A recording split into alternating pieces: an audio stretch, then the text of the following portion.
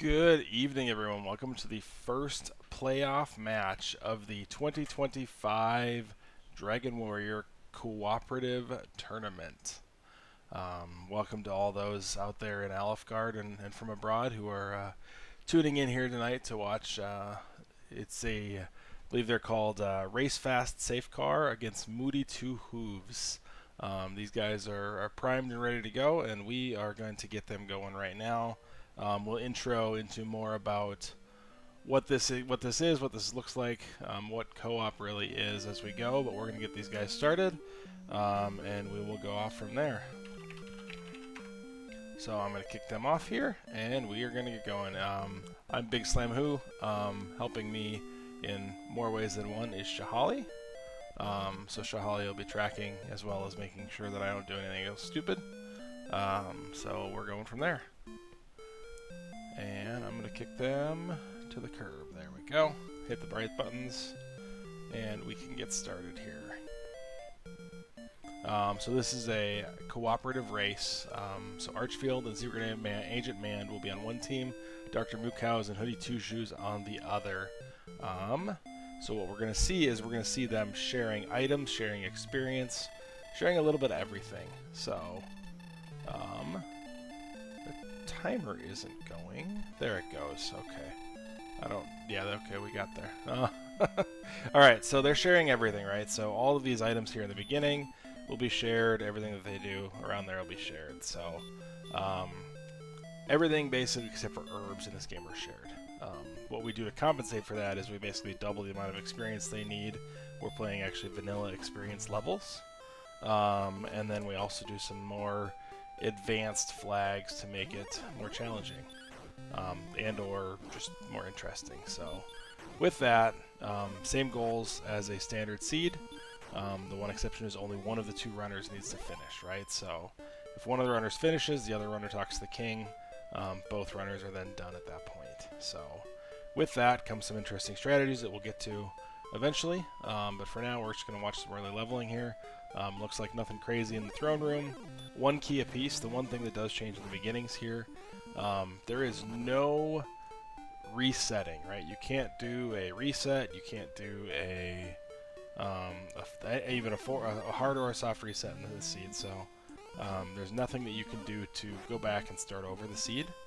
So if you have two keys in the chests, right, because each one has one key in the back, you could try to grab those three chests in the four chests in the treasury, but you would then lock your partner out for basically until you get a key.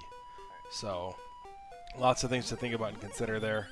I'm assuming most of these runners won't do anything crazy like that. But the nice thing is they each had a torch in their starting throne room, so they got two torches to start. So you saw Team Hoodie get to level 2 with that. You saw Team Archfield do the same. So they're going to keep cruising along here. But yeah, with that, I mean, again, the goals are going to move similar in the beginning to a regular standard race. They're going to try to get some levels. They're going to try to basically get to a point where they can go find towns, find items, and try to beat the Dragon Lord.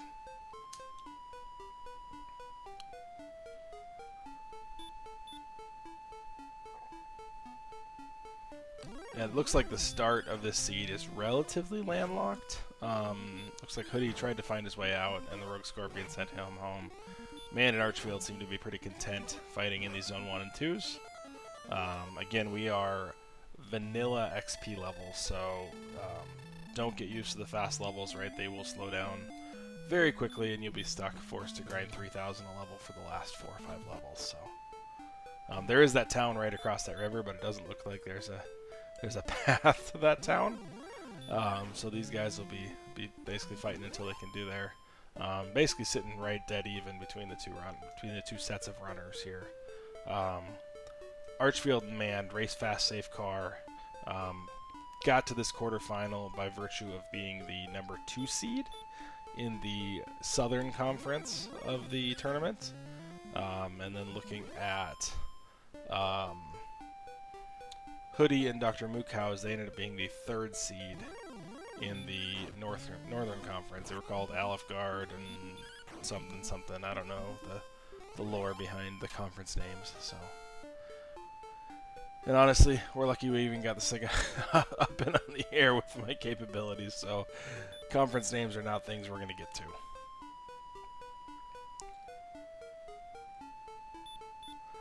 We are playing, so this is one of many little mini tournaments that are being played using the newer things that are available in the randomizer, courtesy of JUF, who has come up with a lot of interesting, creative things. You won't see a ton of crazy ones here. Some nice ones that have been added here, though, are the overworld will never have a treasure guard, right? So you're not going to accidentally walk into treasure guard items. So if you have a treasure guard spot, you're going to need it there. We did play with some bonk damage earlier in the tournament, but we are not playing bonk damage here. We also even played we even played Disguised Dragon Lord, where the Dragon Lord was hidden randomly throughout the towns within Tangential, and we had to dig him out to beat him. So lots of cool creative things. As we hit the playoff time, we've kind of reverted back to what we would call our standard co-op, with some minor adjustments. Again, I'm not 100% sure on those adjustments. I should know them, seeing as how I'm in this tournament, but we'll get to that. I think the big one is random chest locations. We have heal and hurt before the respective mores. Enemies are also random XP and gold, right? So, but they are consistently random. So this is what we call the Brian Williams flag set. You've got all of the enemies have random rewards, but those random rewards are sorted in order of how difficult the enemy is to kill. And then the things that we added from the JUF side of things is the unguarded overworld search spot, as well as there are actually hints. Just like the vanilla game, there are hints within the townsfolk that tell you where the next town is. They'll tell you the general direction of the next town. So really creative, cool stuff. I still don't fully understand how the corrected hints work. Don't tell my opponents, because I don't want them to know and have an advantage over us. So flute music is also randomized JUF, but who's actually going to toot a flute in one of these seeds? So that's why I didn't call it out. But yeah, some really cool work. And we're just we're excited to get some co-op back on the table. I know that, I mean, there's a small group of us that are very vocal about how much we enjoy the co-ops, and here we are. So again, these guys are just sitting and grinding, doing nothing crazy, nothing great. It's sit and poke monsters until monsters give you spells or stats. So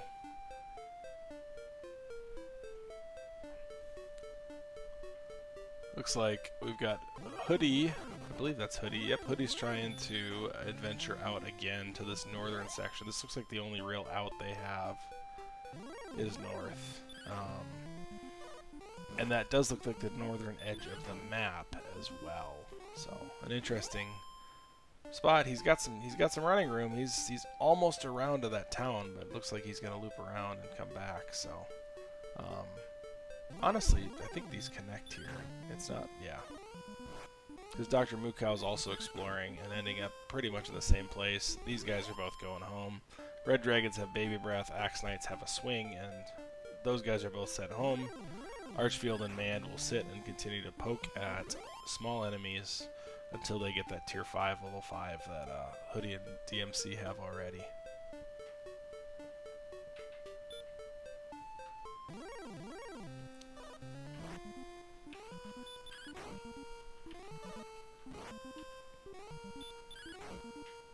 So these seeds traditionally run a little faster than a normal standard seed, mostly because there's only one set of checks to get, right? So these guys, once they find one sword, one staff, one token, right? They can share those items across each other. So they're covering the same amount of map in about half the time.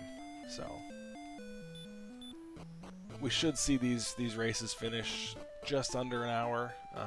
Fastest ones are probably in the 40 to 50 minute range. The slowest ones an hour 20-ish.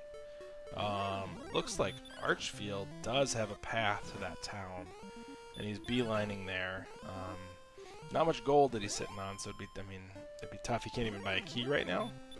But if he can get there, maybe Man would be able to grind him up enough gold to get a key. But the wolf sends him home and says no. We've got a sizable XP lead on the DMC MOOdyTwoHooves MOOdyTwoHooves team over there. But Man is getting close to that town. Have we seen that town? Do we know what that town is?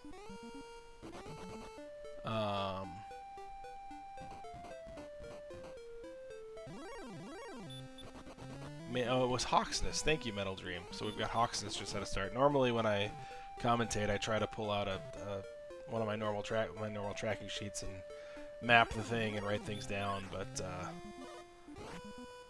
with the restream and everything, I just kind of threw that to the wind and said, let's just try to survive, and that's what we're doing.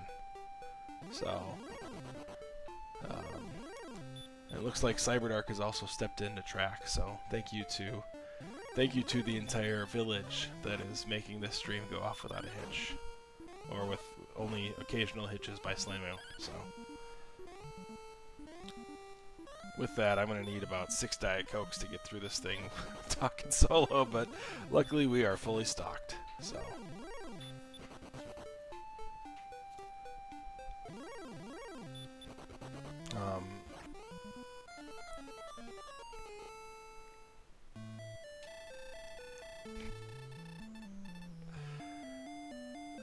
it looks like they are still on the weaker side of things, really. I mean, it looks like Zone 1 is our best set of enemies. Their Takim is kind of nice, except for it has heal. So there's no result there. But I haven't seen an enemy that necessarily swings above its weight class, right? I mean, mostly small enemies. The smallest of the small enemies tend to be slightly better than they normally are. And the bigger of the small enemies actually tend to be normally slightly worse than what they normally are, right? So we'll see that Magician is only good for 6 XP, 2 gold, which is obviously slightly worse than its vanilla value, whereas a Red Slime, I believe, is also worth 6 tonight. So, and we could see 1 or 2 of these basic enemies and see that variance, I think, in the monsters, if we pull a monster or 2 up. I know we've seen a lot of those Magicians and taken out a bunch of those, and then maybe that Magidrake would be another good example, because Magidrake is also only worth 6 experience.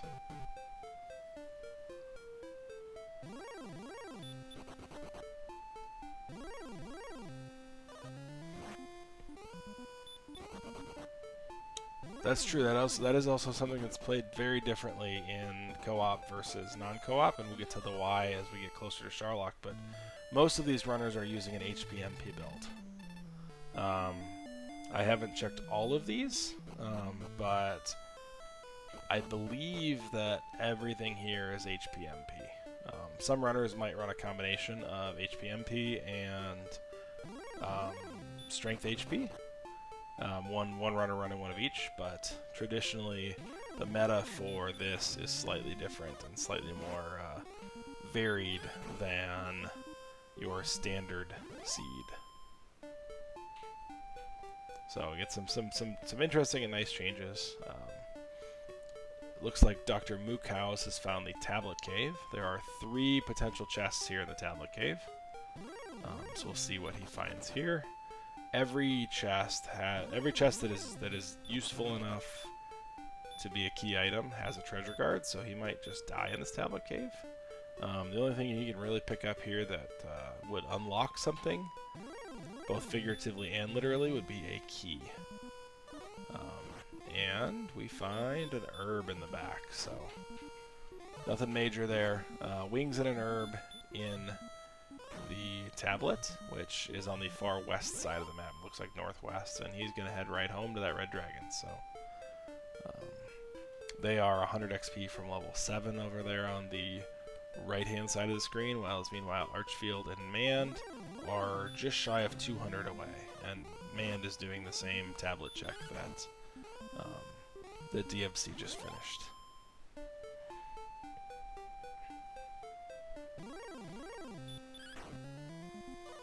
They did pick up Hurt at 6, so could be a little faster here. We're going to take a look at this Wolf. This Wolf turns out 27 experience. So again, very disappointing mid-tier, low mid-tier monsters. That's going to slow down grinding just a little bit. So just things to be disappointed about by the seed, which if you've played Dragon Warrior, you know how to be disappointed, so no concerns there.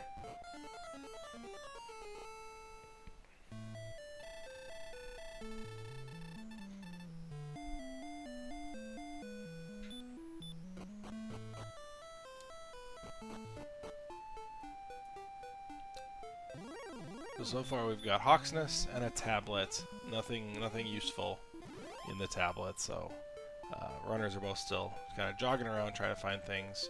Both teams have a way to sustain enough gold to buy a key if they do find the key vendor, so that could be nice.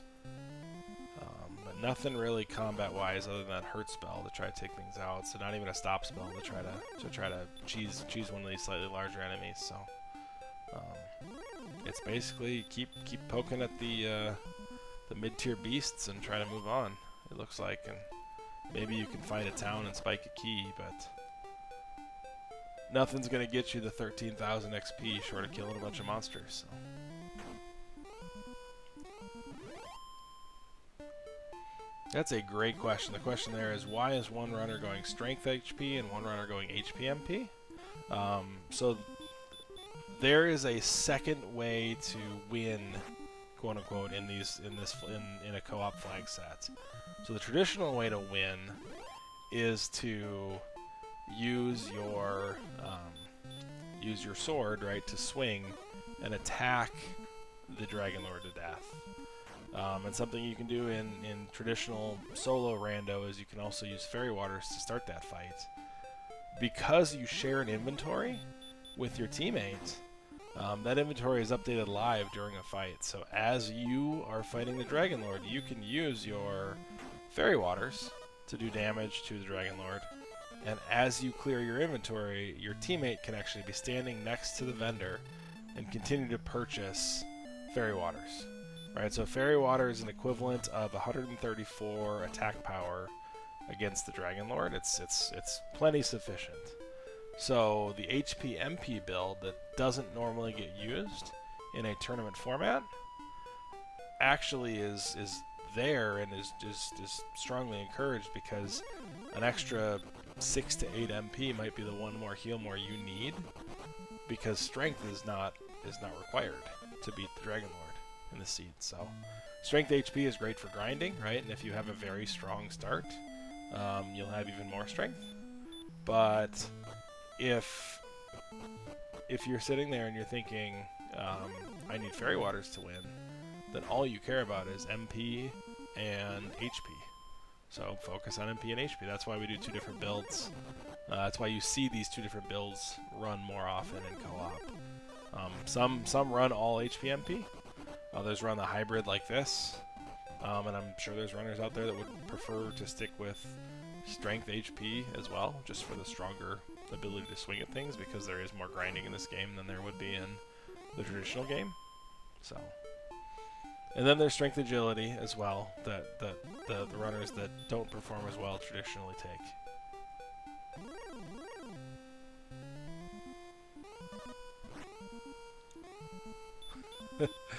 That is a joke. You can take whatever set of stats that you want, as long as they're allowed, right? I would take agility MP every day of the week if it was there. So, but yeah, I mean, here we are, 6 minutes later. Story hasn't changed much, right? We've got MOOdyTwoHooves with about 100 XP lead over Race Fast Safe Car. We might just call these guys MTH and RFSC, maybe? That's not any easier. If there's an easier way to call these guys something, let me know. They have names that are way too confusing, so yeah. let's come up with easier team names going forward, guys. Surf and Turf is a very easy one, right? Let's stick with something like that. Or Oog RG. Also a very easy team name to announce. It does look like DMC MOOdyTwoHooves has expanded their experience lead to almost 200 at this point, so not insurmountable, but definitely a challenge to overtake here.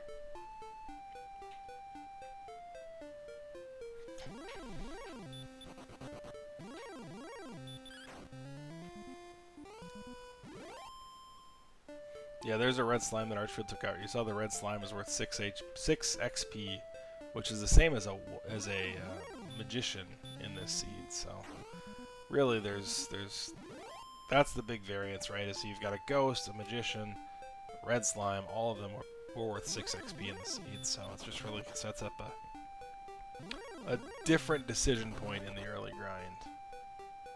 Archfield is trying to get out there pretty far. He's searched, I think, further than anybody else that we found yet.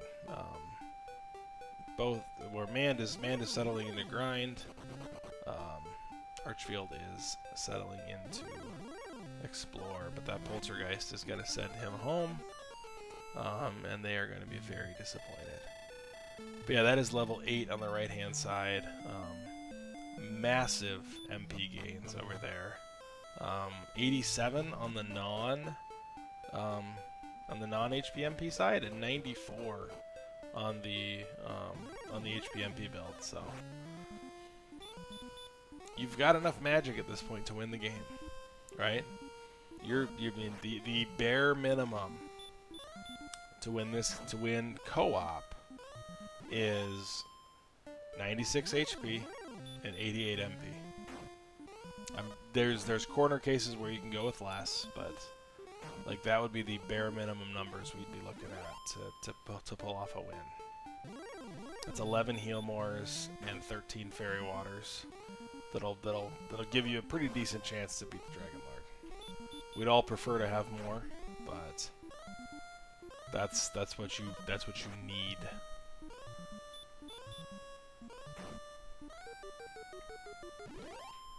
Mostly because we're not playing the you can crit against the Dragon Lord version of the randomizer.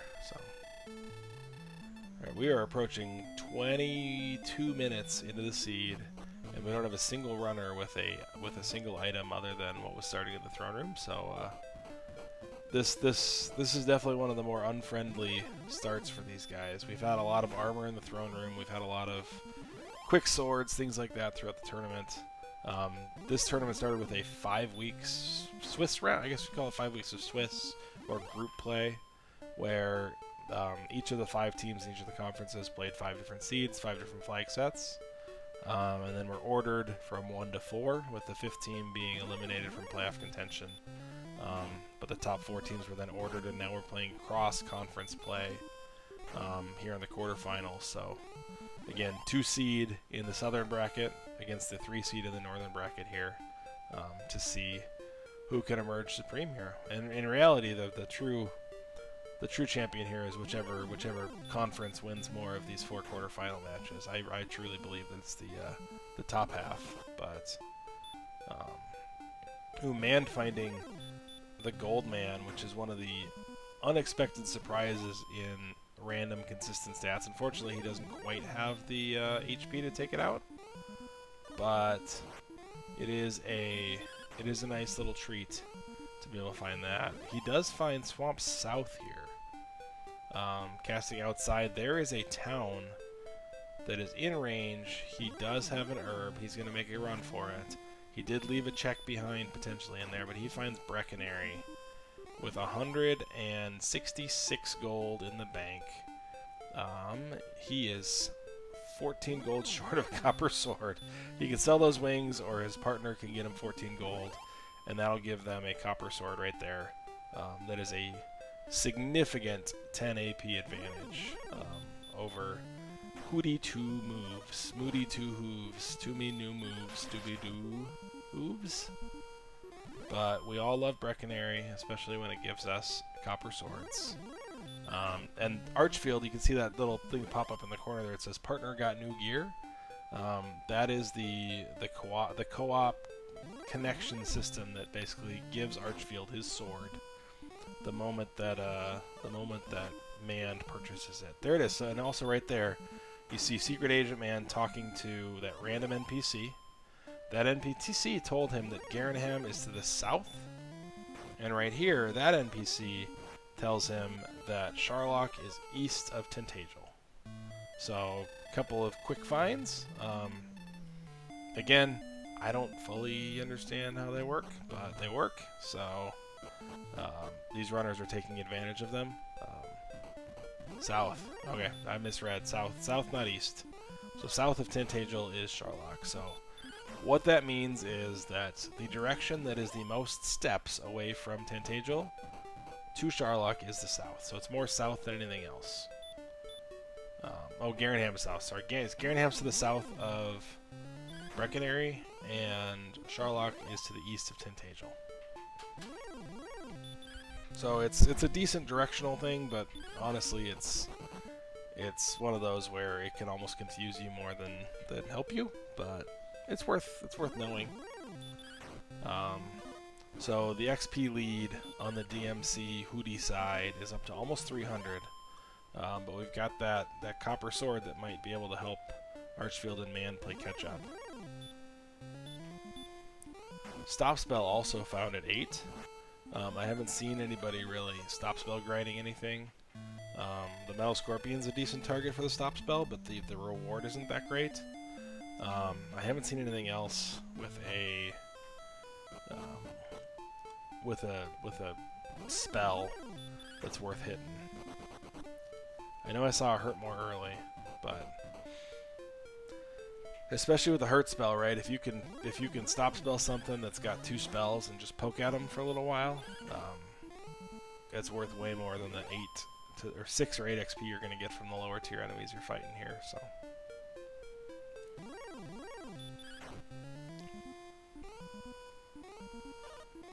Another level on the Hoodie DMC side. They got to 9 there. Picked up another 40-something MP. We are at a spot now where strength, agility, and HP combined appear to be less than the total MP. So, in case you wanted that, that's quite the result. Definitely not fighting the Dragon Lord with 42 HP, but 130 MP sounds phenomenal.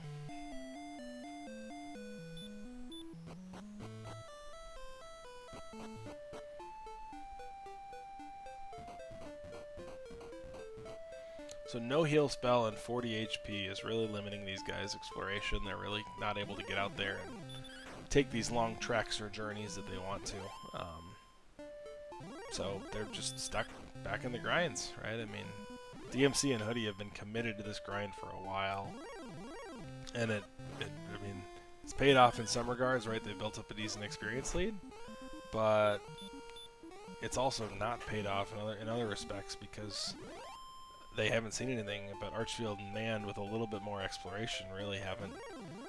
It's resulted in a copper sword, but the difference between 8 and 9 is more than a copper sword at this point. So it's a tight race, right? I mean, you got Mand and Archfield have a little more exploration knowledge. They know they don't need to go back to Breckenary, but you've got, I mean, closer to the breakout in the Hoodie and DMC side, right? They're closer to being able to break out and really start doing stuff, because this has been 30 minutes of them not doing much stuff.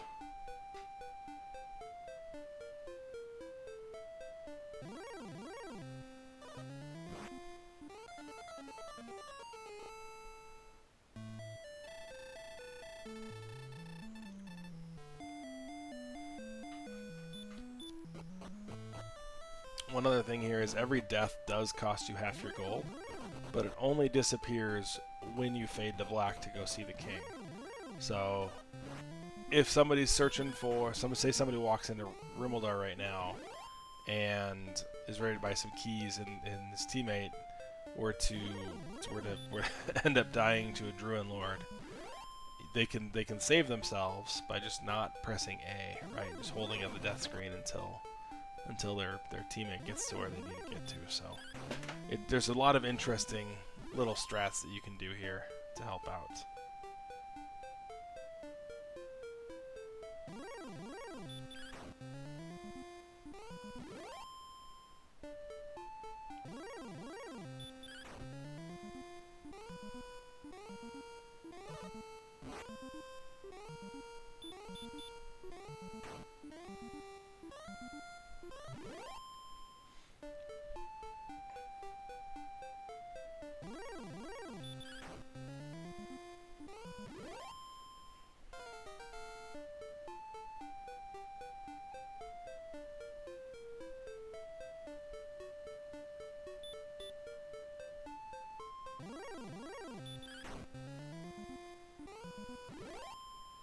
Alright, so more grinding, more dying, more grinding, more dying. That's what we're doing here.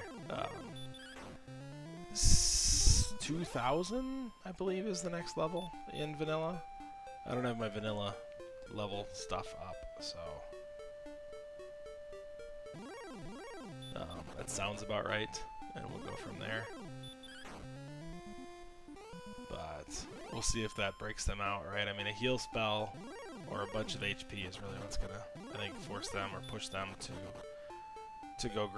go out of the grind mode. But until then, I think they're very content with their little spots and poking at small bears until those bears no longer return the results they're hoping for.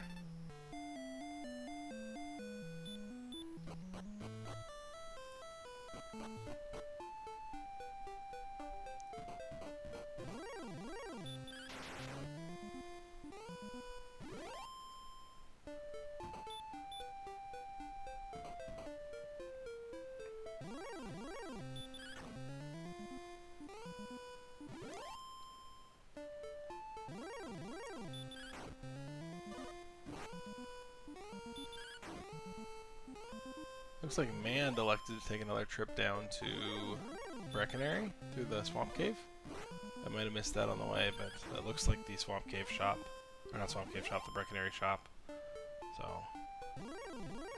yep, that is the Brecconary shop. He is getting blockaded by the NPCs in there, but luckily they let him out, so.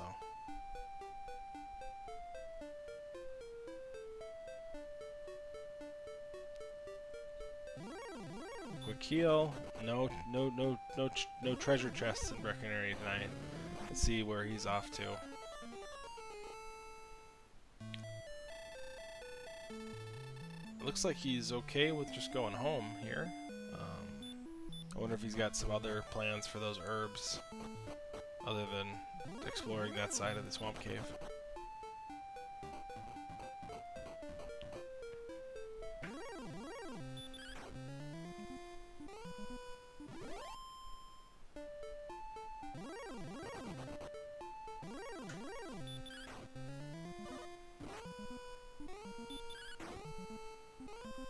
Alright.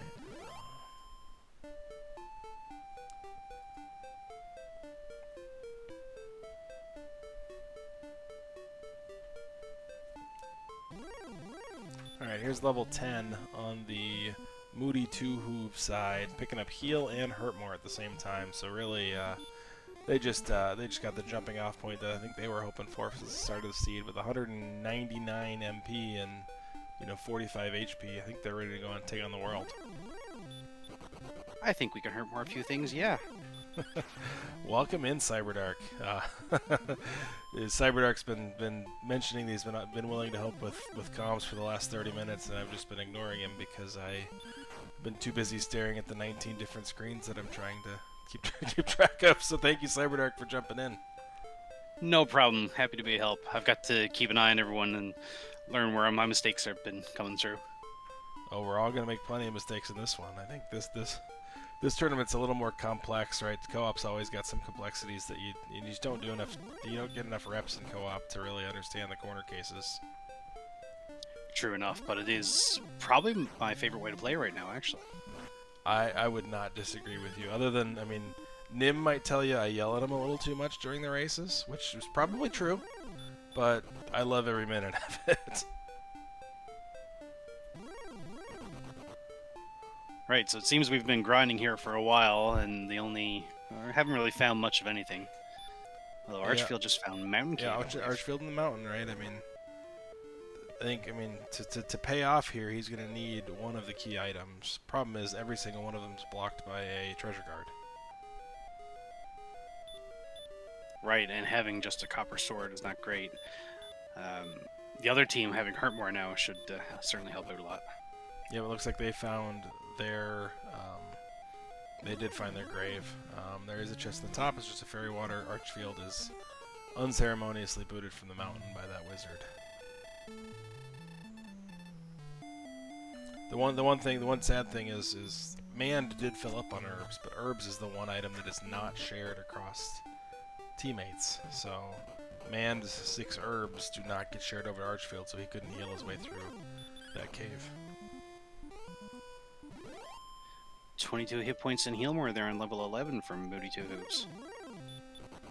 Yeah, they're going to be cruising along now. They picked up Healmore. Sharlock has to be a thought here, right? I mean, yes, you've got to clear a good chunk of stuff, but Sharlock is definitely something you got to be thinking about. I'm surprised to see DMC run from a Goldman there. Goldman in this flag set at least are in my mind, some of the top tier enemies. For sure, and you pretty much don't want to fight golems. They're really not worth it.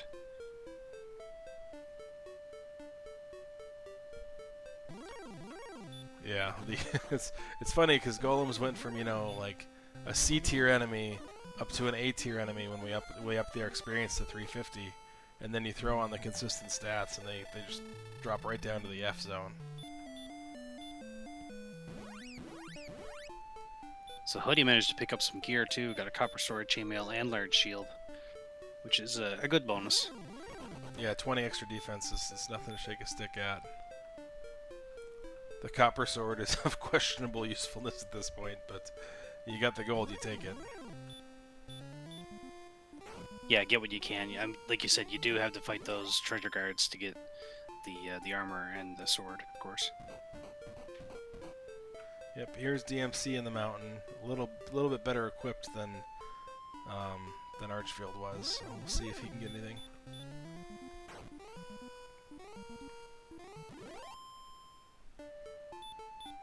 Again, we are on shuffled chests, which is part of the normal randomizer, but not something a lot of people play consistently, right? So DMC checking for that first potential chest there in the bottom right of the first floor. He's going to check this little cordoned off zone, nothing there.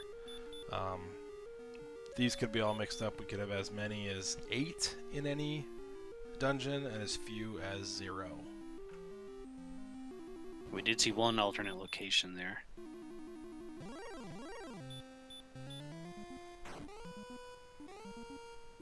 Looks like both of the MOOdyTwoHooves team seems to be content to fight these wizards. I don't know how prevalent that stop spell is, but it looks pretty prevalent. So They do have Hurtmore as well. I just saw on Hoodie's screen. So as long as you're stop spelling him first, it's not too bad. And that payoff of 171 feels really good. Ooh, and I just noticed an Archfield screen. He found armor under an Axe Knight in Hoxness. That's a good bonus there. There we go. That's a quick armor. I'm surprised again. I mean, first to Hurtmore by about 7 or 8 minutes is MOOdyTwoHooves, but they didn't go down to the Hawksness that had the armor, and it could have been useful here. Could certainly turn the game around. And at level 10, I think Archfield has Hurtmore. He does, yeah. So that's how he got into that Axe Knight. And honestly, that Axe Knight, even though it's only 133 XP, that's a phenomenal grind to pick up right now. They could catch up and pass experience-wise in about 2 or 3 minutes here. And now with all that excitement, I've been missing what the DMC found in Mountain. So far, it looks like nothing, but very few chests. It looks like too.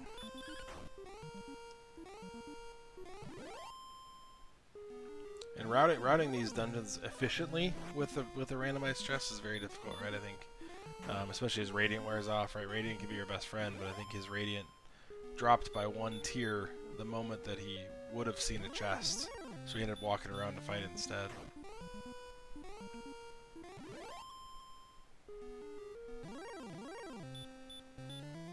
We do have some interesting variance in strategy here, right? Archfield has fully committed to this grind, and Mand is exploring. So you've got the 1-on-1. That's kind of what I see a lot of these co-op races. You see one person exploring, the other person dedicated to getting to go stats.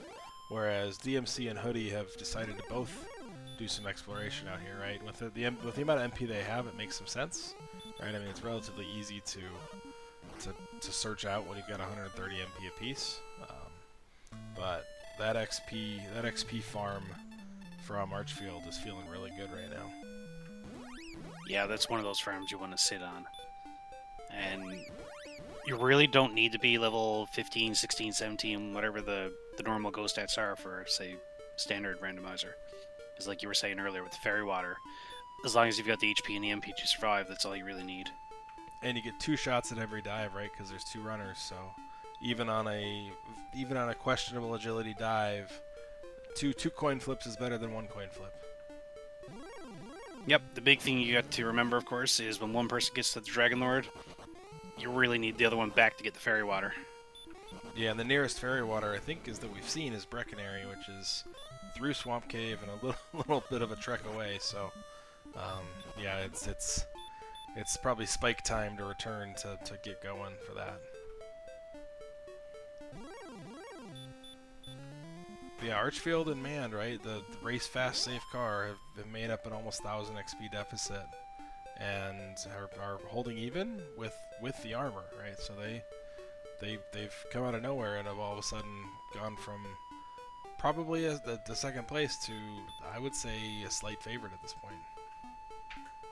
Yeah, that armor really seems to switch things around. I think DMC is heading for it anyway. Yep, he's right there. There's a chest here that they can't get into because still no keys at this point in the stage. He just hurt more of that red slime for 6 XP. Decisions? No, right? he critted, I think. Oh, that was a crit. Okay, I saw a 64 and I was excited. I'm like, hurt more everything. Why not? He finds the armor. He also finds the Axe Knight, and he, just like Archfield, full commits here.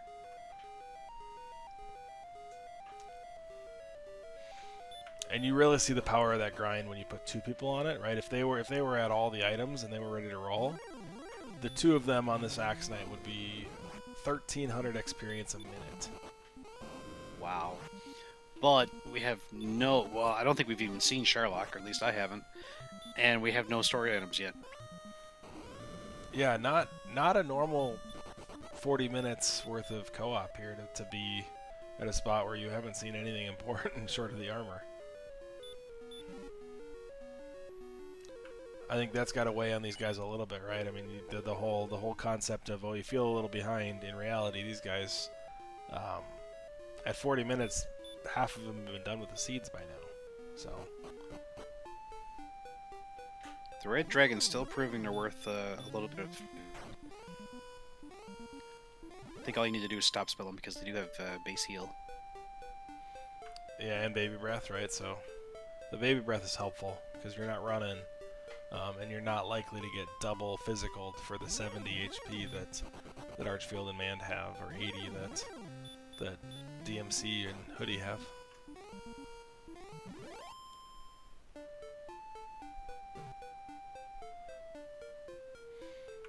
Yeah, Red Dragons traditionally, even in this, still pay out pretty well, north of 300 in this seed, but I mean, given the choice between them and Axe Knights, I'm still taking Axe Knights, even though it takes three Axe Knights per red. True, yeah. Just a little bit more attack power. Like if we had Erdrick Sword now, you'd be swinging at him. You wouldn't even bother with her more. Yeah, the nice thing is, in co-op, Erdrick Sword is very optional. True. You could literally go into Sherlock with a bamboo pole if you wanted to. That sounds like a great idea.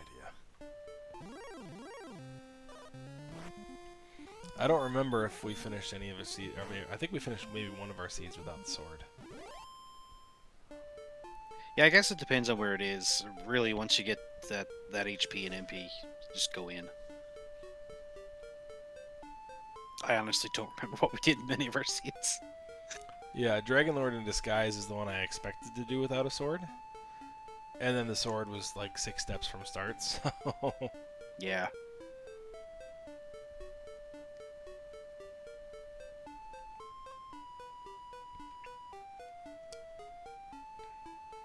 Oh, new town on Archfield side. They've been effectively using that fairy water and repel. Oh, there's Rimmler. We got keys. Hey, finally.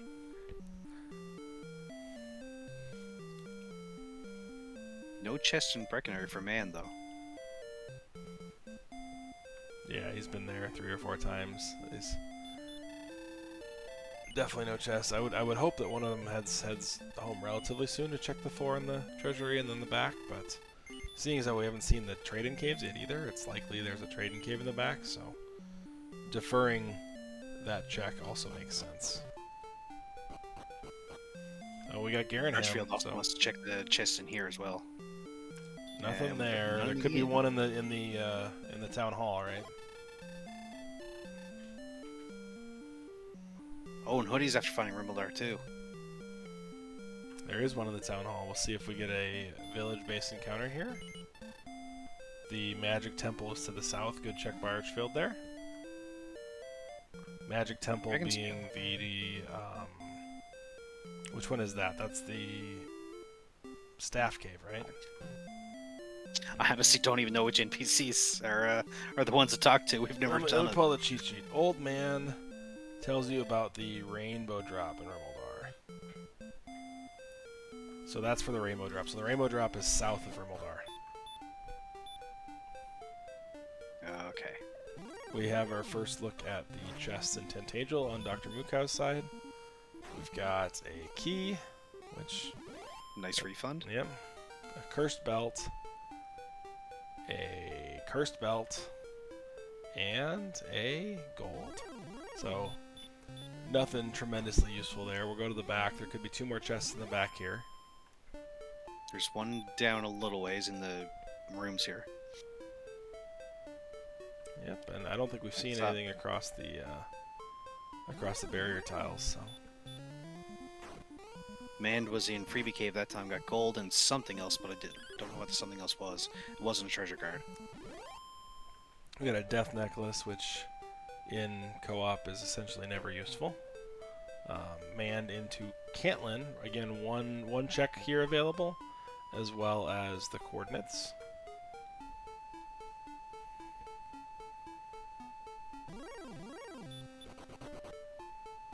All right, back of Tentagel is a staff cave. I did not see what the back of Garenham was, and we got coal. Holy cow! We went from nothing to everything in 2 minutes.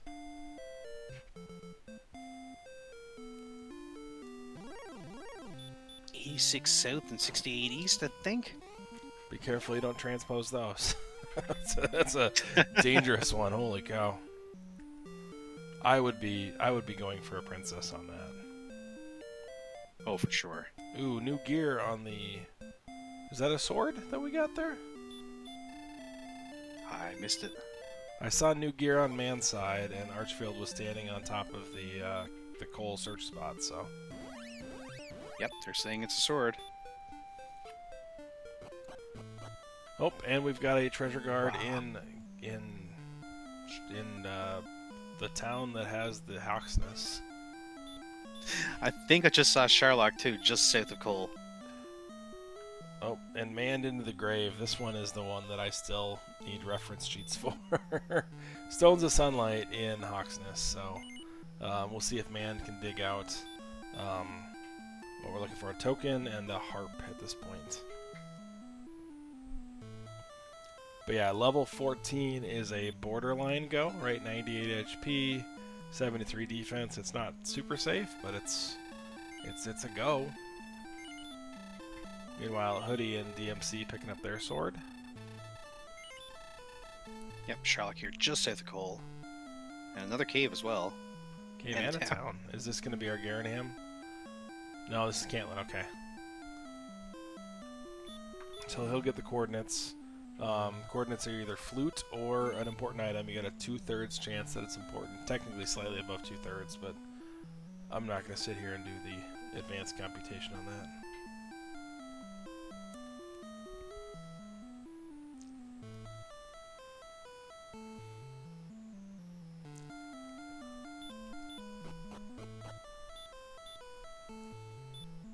do see one chest in north of grave.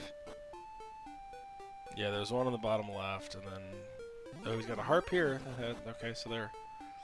So all together, we are only missing the token.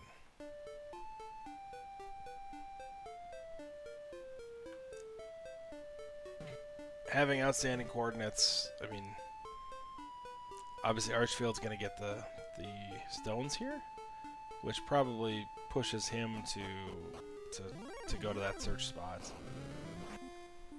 Yeah, man is already in grave. It's just as well to dive and see if he can pull something out of it. Yeah, the grave is like a 7-8 minute dive here, which is the worst part about it. It's like to do it efficiently is still like 7 or 8 minutes. When I do it, it takes me like 10 because I gotta double check everything. Yeah, feel ya. But at the same time, if Archfield can go for the coordinates, they're doing two things at once. Because if you go to the coordinates and it's the flute, then you've just wasted probably another 10 minutes by the time you get Gwaelin. Yeah, definitely. And Gwaelin's not crazy far, but I suspect that you've got to return back to Tanchangel, then go back through the swamp cave to get to the spot. Archfield bypassing the chest. I think he wants level 14 maybe before he...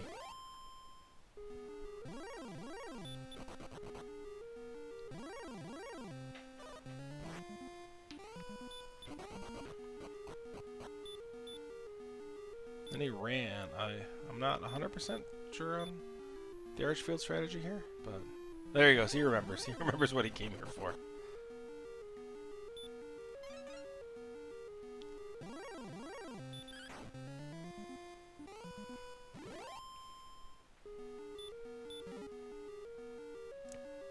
There's the stones pickup. When he gets the harp. Yep. So these guys are basically completely tied, right? I mean, there's a level difference here, but I think Archfield and Man will get that just walking around. And Hoodie's diving grave as well. It'd be interesting to see, just to hear what these guys are talking about right now, right? Like, what is the strategy? That's probably my favorite part about co-op here is, right, I mean, you've got two relatively strong opinions who are saying, I think this is the best call, or I think this is the best call, and you've got to kind of work together to determine what you really want to do. For sure. And actually, Hoodie didn't dive grave. He returned out. I don't mind just checking the first floor, right? He got the harp. I don't know if did Man full clear that thing. I don't know if he missed anything. Oh, that could be a treasure guard there. He's on the bottom floor, normal chest. There it is. There's That's token. token. So wow. Archfield and Man have all the items, and they have. Do they have the? They don't have the Rainbow Drop cave, but they've got a hint for the Rainbow Drop cave. Right, south of Garenham is the Rainbow Drop.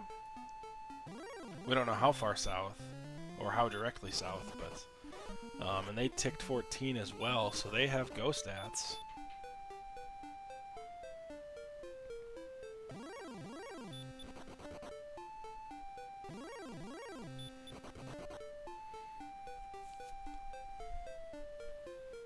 If they can find this cave, they are in very good shape. And there's a cave on the bottom corner of Man's screen. There it is. Hey. They are Rainbow Drop. They're dive eligible with everything they could possibly need and 50 extra MP.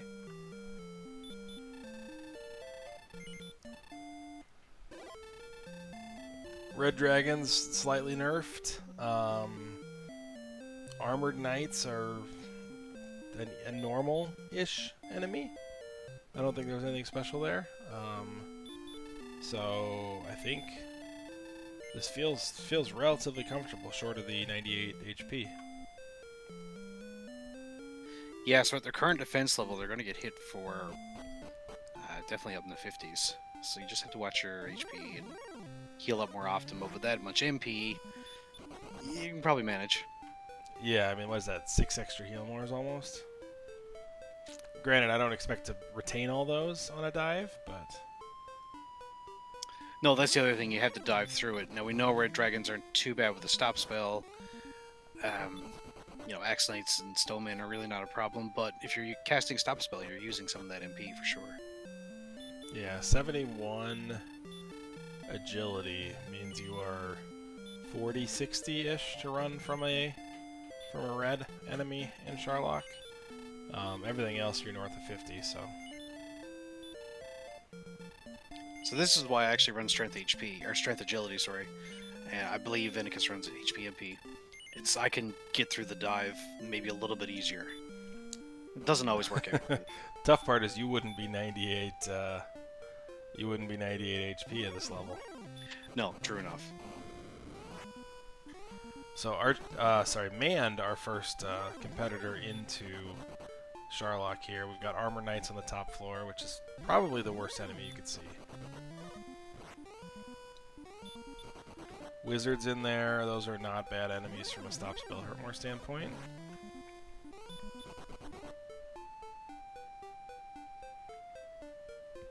Again, 5 extra heal mores here, so really we're just looking at survival, right? Don't get stuck in a heal loop and you'll be okay. Blue Dragons is the third, they've got hurt.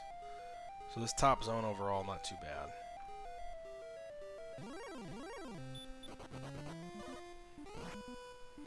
Meanwhile, you've got Hoodie into Swamp Cave. He's going to go grab that princess, and they'll find some disappointment here, I bet. It's a tough call, right? I mean, you play for the 50-50, and it just doesn't pay out. Yeah, I think Archfield and Mand had the proper strategy here. One of them was going for maybe the princess or the coordinates, and the other one was diving grave at the same time. So you're not both doing the same thing. You're knocking off at least 10 minutes of something. Yeah, you can cover a ton of map, right?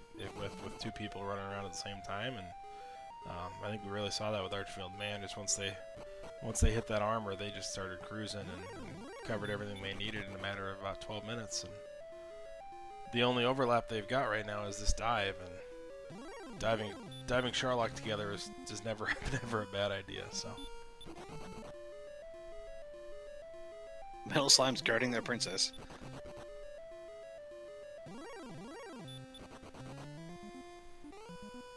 Meanwhile, Mand into almost the last zone. He's clearing these floors pretty quick, whereas Archfield's getting hung up pretty good. So, just shows the variance of a 71 agility dive, right? I mean, Mand has not lost a single resource, whereas Archfield has just lost his third heal more.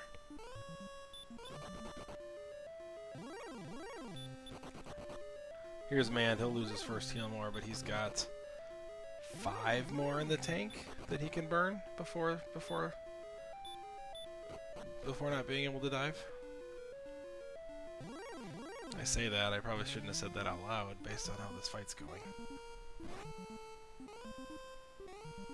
It was nice to play with some of the alternative run algorithms during this tournament, though. It was nice to get the 4th run guaranteed. I think was my favorite. I didn't even notice it was on, honestly.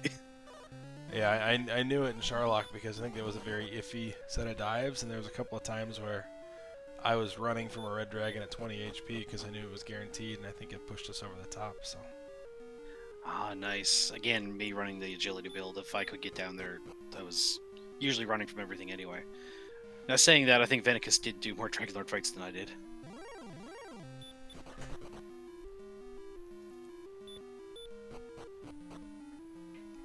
Alright, bottom floor. All that can stop Archfield and Mand here now is the Spike Tile, and so far we haven't seen a single enemy that would really be something that could prevent them from finishing this. I guess DL2 breath on something could hurt. Like a DL2 breath golem would probably be painful, but probably not painful enough. Armored Knight, yeah, 2 hurt mores here, not a bad strat. Oh, or the so hurt Archfield's more on the bottom floor as well, but yeah, Archfield will be disappearing any second now that Mand has hit the Dragon Lord. They do have a full kit of Fairy Waters, so they've got a little. Yeah, bit you of might time see him here. use a few Fairy Waters. Don't. There it goes right away. And luckily, just outside is Cantlin, right? right? If they had to return, they'll walk to Breckenary's a ways away. Oh, I hadn't even been paying attention, but the other team here got level 15, 127 HP now.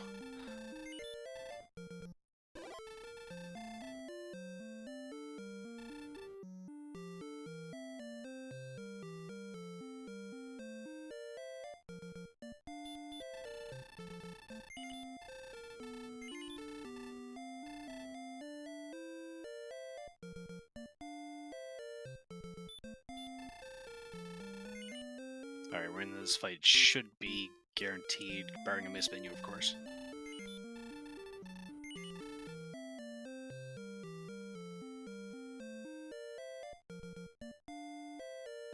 And there goes Dr. Mukas, finds the fairy flute. And Hoodie realizes, uh-oh, was standing there waiting to pass it in.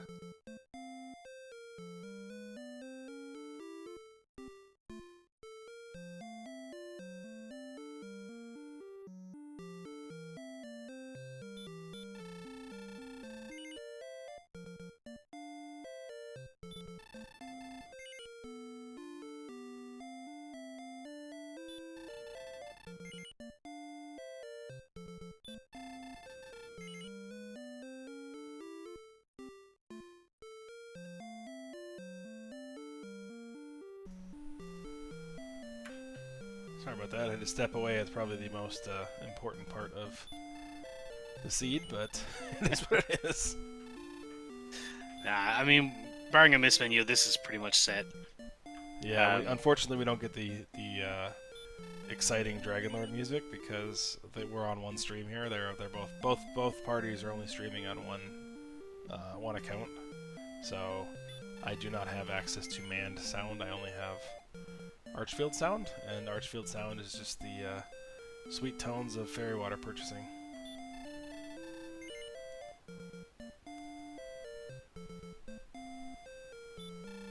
This is another strategy that I've seen some teams do and some teams not.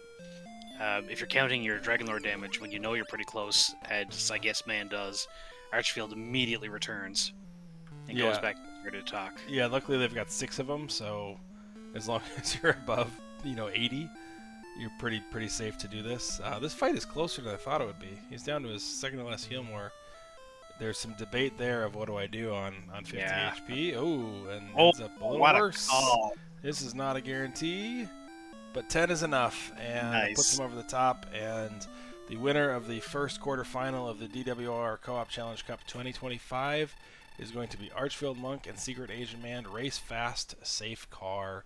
Official time of 101.50. Congratulations to those guys. Get your GGs out for them. Very, very well fought race.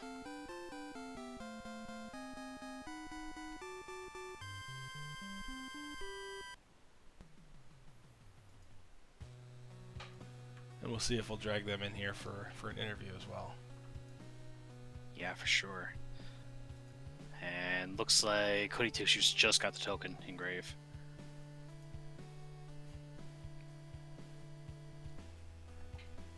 And thanks for disqualifying me from the race, Cyberdark. I totally forgot I was in there. It's like, why are there 5 runners in here? Also, I think I just saw Mukaz use the cursed belt, maybe?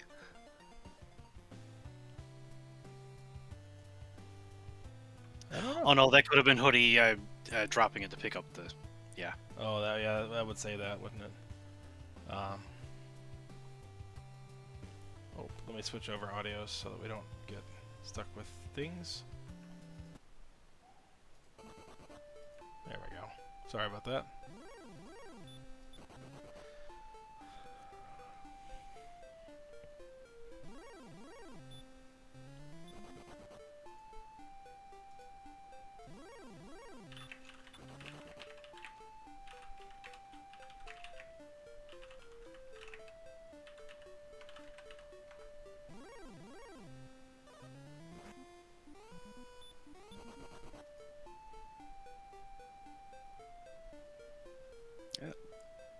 Looks like MOOdyTwoHooves are going to finish it out. Yeah, they picked up the rainbow drop and moved pretty good there. So Well, there's a quarter of Racefield, Secret Agent Man. GG's. Hello. welcome in, man. Welcome in, Archfield. Congratulations on your first round victory. Thank you very much. Can someone get the number on that 48 late? Oh boy, I wasn't Yeah. counting Dragon Lord damage, but I'm glad 10 was enough because that would have been very painful to the heart to feel another death there.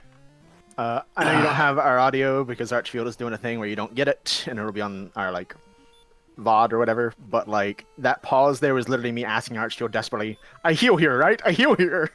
No, I saw that. And I saw both of you light up on your side, and I'm like, I know there's a strong discussioning happening right now.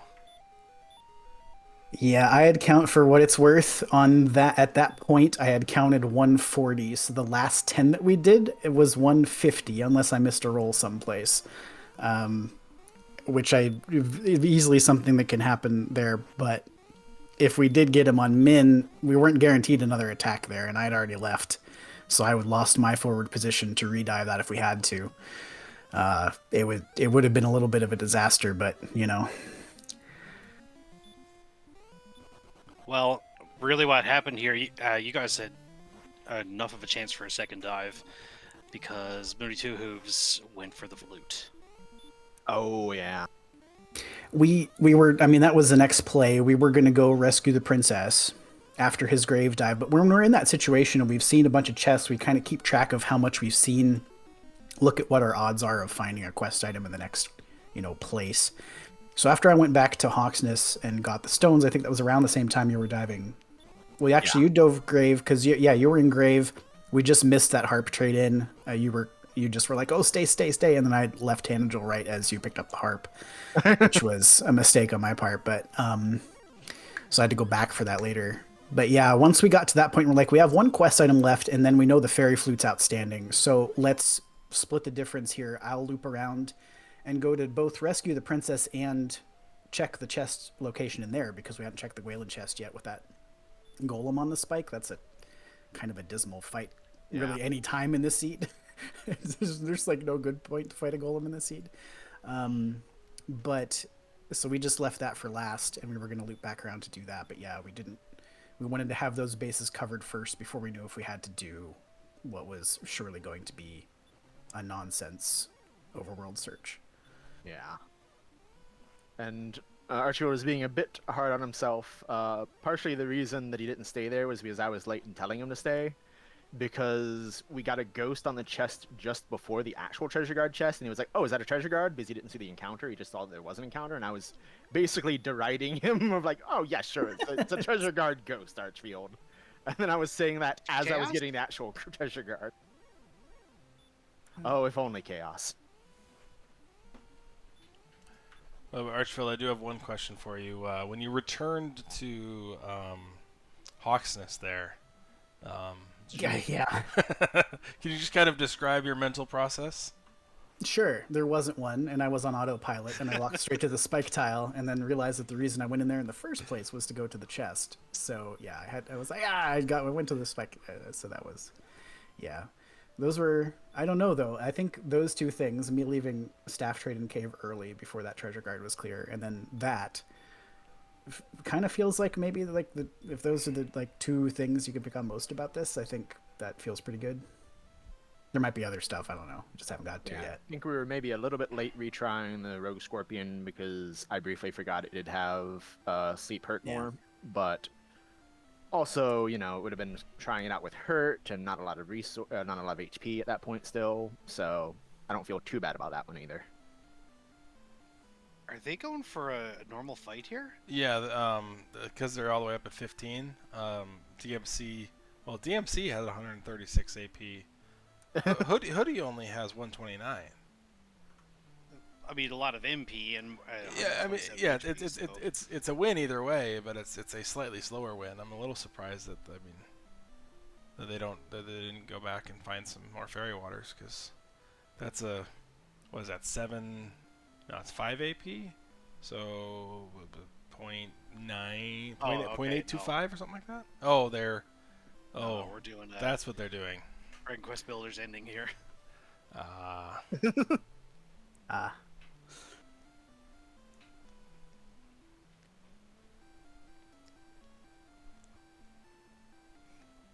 And if he accepts that, he'll eventually lose all his items and DMC will revert back to level 1. Oh no!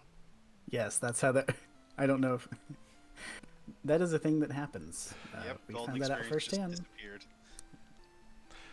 Yeah, so he doesn't lose his stats until his stats refresh. So his first swing on an enemy I think is good, but after that he reverts back to 9 strength. I don't know what you're talking about, Archfield. I don't remember that event at all, so it clearly couldn't have happened. Mm-hmm. But yeah, get your GGs in chat for DMC and Hoodie 2 as well. I think they're going to be forfeiting any second now.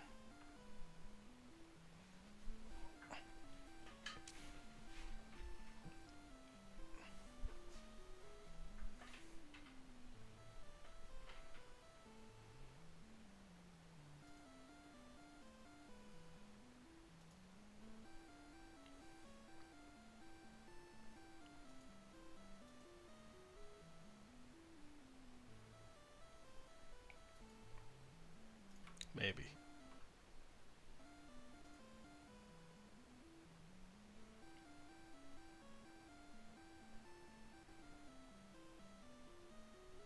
I think maybe Hoodie just doesn't remember that he has to forfeit as well.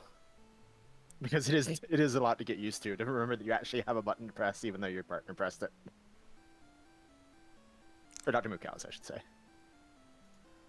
Oh, no, wait. Okay, I got mixed up between the screens and the race room.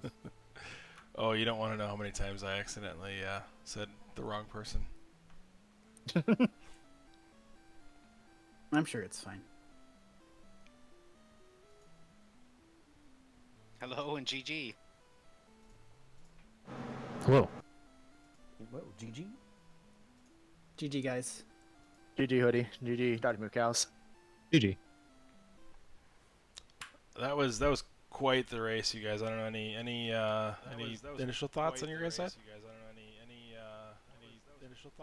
It's definitely rough at the beginning, trying to find a zone to level up before we actually got like any sort of healing. I feel like that was like the biggest cog up front. Yeah, just trying to figure out what to do. I followed up a couple things. I mean, obviously the end there.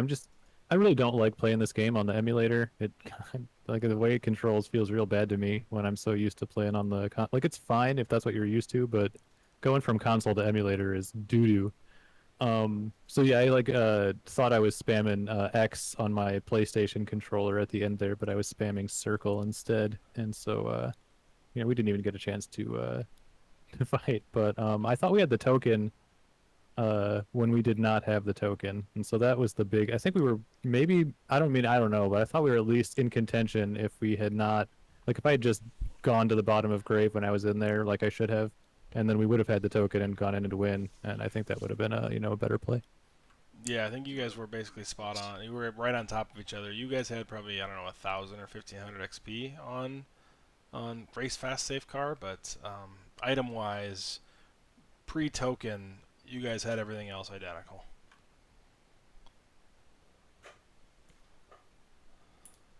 Yeah, I don't know what I was thinking. I just, for some reason, was like, oh, we got everything. Let's go. Well, you just got to find the trade-in cave. But that was not the situation. Yeah, as soon as I walked in there, it was like, oh yeah, we don't have the token yet, and then I was almost sure it was going to be on the coordinates, and that was not the case either. So yeah, that was a mistake on both of our parts.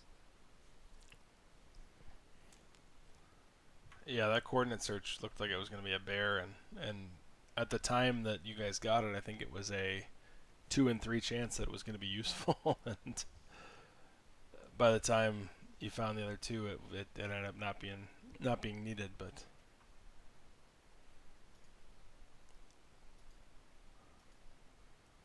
definitely interesting. Any other thoughts, DMC Hoodie, on your run here? Obviously, this is going to be the end of your co-op journey for this tournament, but any thoughts on play overall? Thoughts? I don't have a lot of thoughts about the seed. Yeah, just the unfortunate misplays or whatever. That's but beyond that, it's just I mean, co-op is weird. There's a lot to learn. It's definitely way different than the single player experience. So there's a lot of cogs to work out, but it's fun. I feel like we improved a lot, but still have a lot to improve on in this wild world of co-op. But it's fun to have a tournament, and I don't know, it's kind of wonky to get started, but once you're into it, it's pretty intuitive. So if anyone is out there thinking about it, it's pretty casual, low stakes stuff. It's a lot of fun. I would encourage them to try. Yeah, I think we yeah, if I remember right, I think like the last 4 rounds, I think we were like in the top 5 overall. So I think we kind of found our stride pretty well, considering like we've never done this before. And yeah, Hoodie like 100% is like carrying me most of the time for all the DWR stuff. I'm still kind of learning things since I don't like play it like all the time. Um, but yeah, I feel like the co-op experience is pretty good overall as well. It's kind of thinking about like the idea of like doing this in 1985 is like that's wild. Like, oh, what do you mean you can play Dragon Warrior co-op? That's weird. It's actually still kind of blows me away even now. This is even a thing. I have one more thing to say, and it's not about co-op in general. It's just that I am a random stats and make random stats consistent flag hater. I hate make random stats consistent. I just want it to be known I'm a hater. I'm so not used to it, and I don't have a clue what's going on when it comes to that. Venicus is just telling me, like, oh yeah, don't fight these guys. You'll never want to fight these guys. Okay, sure.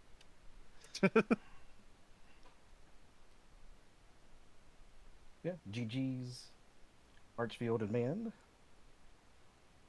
Yeah, good luck next week. I think we were the first, so we get the advantage of already being done, getting to watch everybody else and see where it goes. But yeah, definitely GG moving forward, and same to you, Slamu Cyberdark. If you're still in, also good luck in the future for all you guys. It's been fun.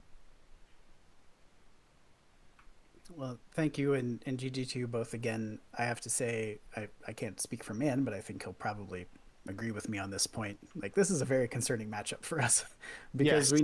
we know how good. I mean, I played, for goodness sakes, I played Dr. Mukau's in the playoffs of last year's summer tournament. Yeah, you're both super sharp, and you're like they're getting better, and are they just gonna get? They're just, if this trend continues upward, they're probably just gonna knock us out of this thing. But I mean, it sounds like it was a pretty close one. So yeah, I can't really ask for too much more than that, I don't think. Yeah, it was definitely a scary matchup, and definitely the start of this seed where it felt like everything is bad. If there's something we're missing, that's really bad. Like it was nervy for a long while.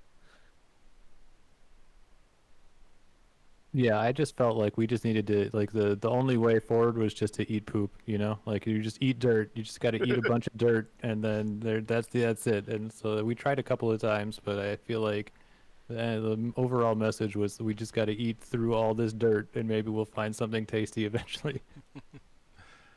Yeah, no, honestly, it was really interesting push and pull between the two teams for the vast majority of the race, and then um, it seems like race fast, safe car found another gear and just put the pedal to the metal and took control, and that's what made the difference. And it was a very good race to watch. And honestly, the first 40 minutes of just minor strategy differences is like a DWR grinder's delight, because just watching the difference in strategies, and I guess your guys' desire to eat more dirt than the other party's desire to eat more dirt kind of put you guys ahead enough that it made a difference. And then yeah, it kind of flipped towards the end, but a very well run race by both teams. And um, neither one of you guys is a team that I want to face in the playoffs, so I'll try to shy away from you guys as much as possible for as long as possible here.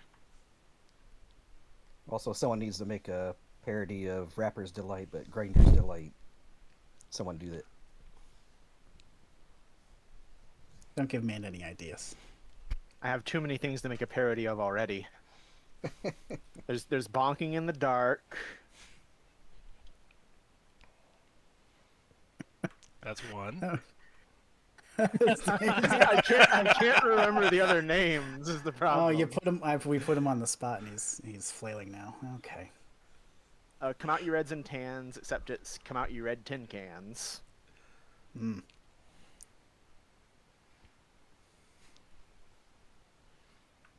That's 2. Yeah, that's 2.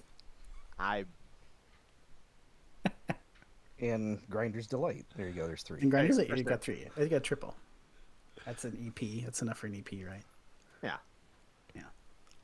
I'll request the vinyl as soon as you get it pressed. I'm gonna go platinum. Well, thanks for putting this on, everybody. Thanks for commentating and restreaming. Slamu, Cyberdark, Shahali, thanks for tracking. Thanks for racing. We had a lot of fun. Yeah, thanks. And GG's once again. Yeah, thanks to everybody. We really appreciate it. Not even like for my sake. I don't care if I get restreamed much, but just to kind of get an avenue to show off some co-op stuff on the channel is always fun. So I'm glad that we're kind of in it for the playoffs now and get to do another one of these fun race. So looking forward to the next one. Ditto. Thanks everybody for stepping in to help make the restream happen. Yeah, I wasn't gonna let this thing not get on the air. My affinity for co-op is strong enough that I would have put the internet on my back to make this happen if it was necessary. So thank you to Shahale and Cyberdark for fixing the holes in the boat that I made and getting this thing up and running. And yeah, this was a fun one, and we've got 6 more of these races in the tournament left to go, so should be a good time. And I believe our next one is Thursday night. Check the DWR Discord to make sure you've got that, and yeah, should be a fun next couple of weeks here. I was going to ask Archfield actually if he had the schedule, because I don't know who's racing next, or go be my team if it's Thursday. They are the ones that I know for sure are in the calendar. So if you hit that button in the thing, it'll bring it up. I think the other two races felt like they were very close to being scheduled. But yes, your race on Thursday is the next one that we know for sure. Yep, and the one chasing the Sunday weekly is going to be also there. So it'll be, I don't know, call it 10:30 Eastern on Sunday, June 29th. And then I think we've got another Thursday that's on the verge of being scheduled too. So we might have back-to-back co-op action on Thursday night. Ah, nice. Yeah, I think it's looking like a doubleheader Thursday, and then like you said, following the Sunday weekly this week, which I think is also the conclusion of the Sunday weekly league, right? If I'm not mistaken. It is. It's week 14 of Sunday weekly. Yeah. So another doubleheader there.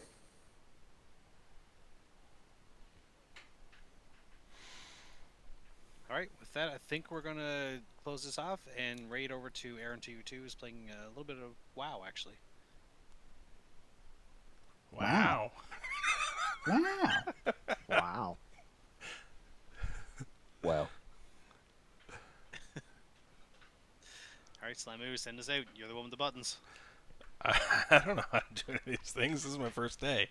No, thank you guys all for coming out. Yeah, great. It was a great evening, and congrats to Race Fast Safe Car. Thanks to our community here that made this happen, and enjoy Aaron2 playing a game that was created 20 years after Dragon Warrior.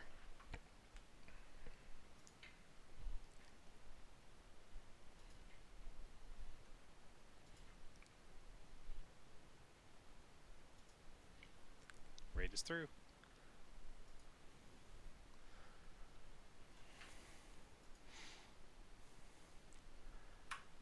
GG's, guys. Hopefully that didn't make mess of everything.